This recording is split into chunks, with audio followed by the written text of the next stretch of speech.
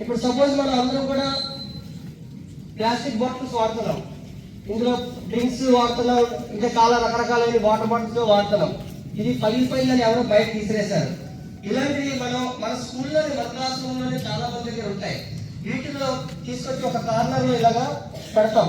పెట్టిన తర్వాత ఏం చేయాలి, మనం అందరూ ఇంటర్వెల్లో లంచ్ పీరియడ్లో కానీ స్నాక్స్ తింటామా అంటే చాక్లెట్స్, బిస్కెట్స్ మీ అందరికి స్కూల్లో చట్నీలు కూడా ఇస్తున్నారు.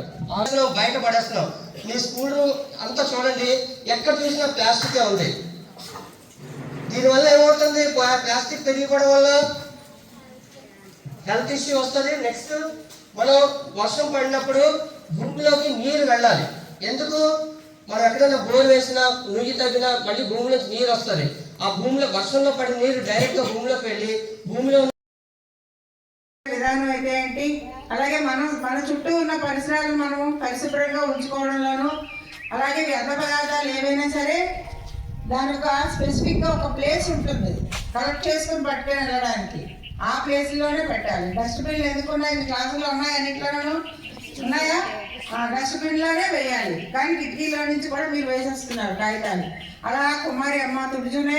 ఎవరికైనా మన పని మనం చేసుకోగలిగినంత వరకు మనం చేసుకోవాలి. మనం చేసుకోలేనప్పుడే ఎదుటి వాళ్ళకి మనం పని చెప్పాలి. కూడా అందరూ పడేస్తున్నారు. కానీ ఇప్పుడు మన జెడి ఫౌండేషన్ వాళ్ళు మనకు కొత్తగా అవేర్నెస్ కల్పించారు.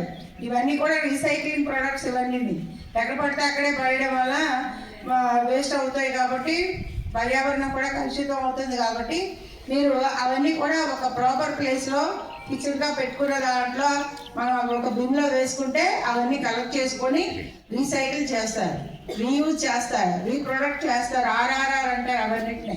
ఆర్ఆర్ఆర్ అంటే మీ సినిమా ఆర్ఆర్ఆర్ కాదు, అలాగే అన్నమాట. Reuse, recycle, reproduction.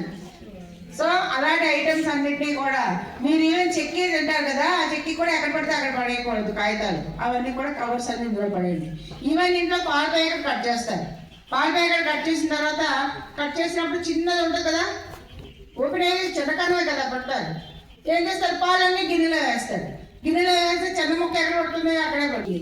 అలా చిన్నవన్నీ కలిసి చాలా ఎక్కువ అవుతాయి. అలా కాకుండా అది మనం గుర్తుపెట్టుకొని ఇంట్లో మన అమ్మ వాళ్ళకి మనం చెప్పాలి. మీరు కూడా ప్యాకెట్ చింపించినప్పుడు నోటితో ఎలా చింపుతారు, అది తుప్పు అని అంటారు. అలాంటి మొక్కలు కూడా నోటితో చింపకూడదు. ఏం చేసినా సరే చిన్న మొక్కలను కూడా పెద్ద కవర్లో వేస్తే బయటకి ఎగిరిపోకుండా ఆ చిన్న వేస్టేజ్ కూడా మనం దీంట్లో భూమిలో కలిస్తే చాలా పర్యావరణ కాలుష్యం. మీరు ఒక్కటి చేశారు, ఊరందరూ చేస్తారు. అలాగే ఉంటారు జనాలందరూ. సో అది కూడా మనం ఆ పెద్ద పేపర్లో వేస్తే పెద్ద పేపర్తో పాటుగా రీసైకిల్కి దానికి వెళ్ళిపోతుంది. కాపాడుకోగలిగితే మనం ఎక్కడే కాదు కదా, మన చిన్నపిల్లలు, మన చెల్లెళ్ళు, తమ్ముళ్ళు వాళ్ళందరూ ఉంటారు. వాళ్ళందరికీ కూడా మంచి వాతావరణాన్ని మనం అందించిన వాళ్ళం అవుతాం. దాని ప్రకారంగా ఆరోగ్యం కూడా అందరికీ బాగుంటుంది. ఓకే, మీరు పాటిస్తారు కదా ఇవన్నీ.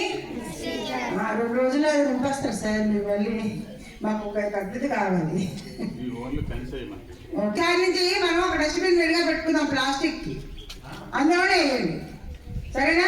ఆకులు అవి చెప్తాం, కుమారి అమ్మకి చెప్తాము. అవి మనం విడిగా ప్లాస్టిక్, ఓన్లీ ప్లాస్టిక్ అందులోనే వేయండి. ఒక డస్ట్బిన్ పెట్టుకుందాం. మీరు వేసి పేపర్లని వేరేగా వేద్దాం. సరే, నేను హామీ ఇస్తున్నా, మాట ఇస్తున్నా. సో దాన్ని నిలబెట్టవలసిన బాధ్యత మన అందరిది.